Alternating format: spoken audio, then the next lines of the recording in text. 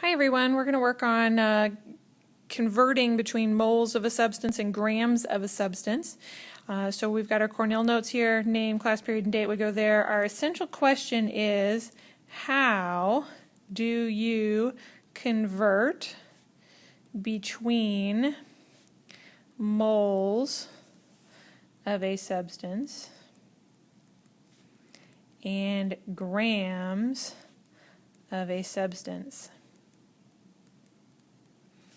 So in order to be able to convert between moles of a substance and grams of a substance, what you need is a conversion factor. A conversion factor is something like there's 12 feet in or 12 inches in 1 foot. So if you have inches, you can get to feet. If you have feet, you can get to inches.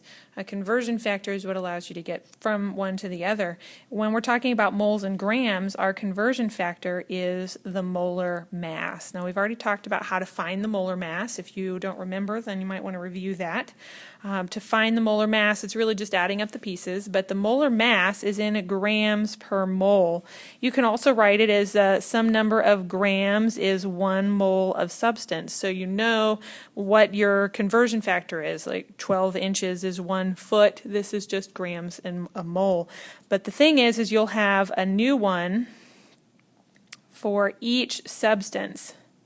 12 inches is always 1 foot, but there are other units of measurement that you have for distances, but here we're going to have a new one for each substance. Each substance has its own molar mass, so they're not all exactly the same.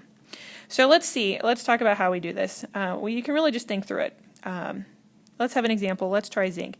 How many moles are in 39 grams of zinc?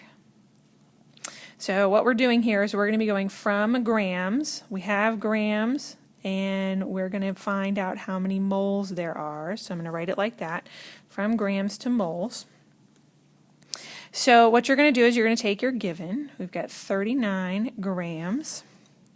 And I need to figure out what the molar mass of zinc is. So I'm going to write that down here, molar mass of zinc, and I just have to look that one up in my periodic table. Zinc is just an element in the periodic table, so I'm going to look that up here.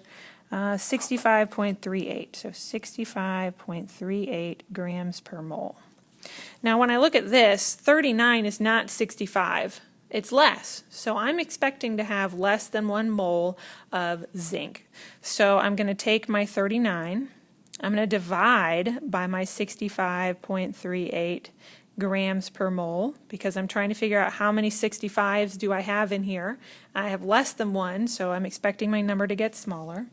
So I'm going to punch that into my calculator, 39 divided by 65.38, and I get 0.5, let's see, I got to round up here, 597, and then my unit, I'm trying to figure out how many moles there are, but when I divide by the grams, they go away, and I'm left with the moles. So this is my answer right here. So if I picked one for a compound instead, how many moles are in, let's say we have 962 grams of, let's see, I've calculated some molar masses over here. We're going to use zinc nitrate, which is ZnNO3 I've got the molar mass to that one right here. It's 189.388. So I'm going to write that down. The molar mass of zinc nitrate, NO3 is 189.388 grams per mole. I calculated that by taking zinc, 2 nitrogens, and 6 oxygens and adding it all up. So in this one, now I have 962 grams. 962 is a lot more than 189, so I bet this is going to be a fairly big number. Let's see, if I think about it in terms of this is almost 1,000 and that's almost 200, so maybe I'll have around 5 moles. I'm just estimating here. So I'm going to figure out how many 189s do I have. So I'm going to divide by 189.388 grams per mole. And when I plug that into my calculator, 962 divided by 189.388, I get 5.08 moles. I rounded here. I was 7.9. I rounded up. All right, so there's my answer there. So what would you do if you needed to go the other way? Well, let's look at that over here. Moles to grams. So this question might say something like, how many grams are in, I don't know, 2.5 moles of, how about iodine, which is I2? So again, I still need the molar mass. That's my conversion factor. So I have to look up the molar mass of I2. That's just two I's added together, and that comes out to 253.8 grams per mole. So if I have 2.5 moles, then I have 2.5 times this much. So I'm going to be multiplying here, 253.8 grams per mole. So when I plug that into my calculator, 2.5 times 253.8, I get 634.5 grams. This time my moles cancel out, and I'm left with grams for my answer. Let's look at one more example. Again, we're asking how many grams are there, and this time how many grams are in, a lot of times we use less than a mole. Let's go with 0.75 moles of, and we'll pick a compound. How about lithium sulfide? Lithium sulfide is Li2S.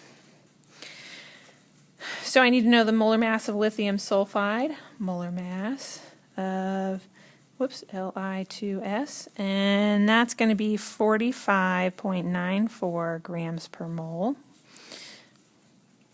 So if I have 0.75 moles, that means that I have less than 1 mole. So I should have less than 45.94 grams. So I'm going to be multiplying again still, but it's a smaller number. It's a decimal, so it's going to be less than that 45.94 when I do the math. Grams per mole. Plug that into my calculator, 0.75 times 45.94, and I get 34.455 grams. So again, I ended up with something less, about 3/4 of what I had to begin with. So that's how you go from grams to moles. And the link, remember, is always the molar mass. So here you can write a summary of how you went from moles to grams, and here you can write a summary of how you went from grams to moles. Just remember, the given is always in the front. 962 is in the front. Always start with your given and then multiply or divide your given. Don't ever put the molar mass first. That's a bad idea. All right, so now go work on the homework.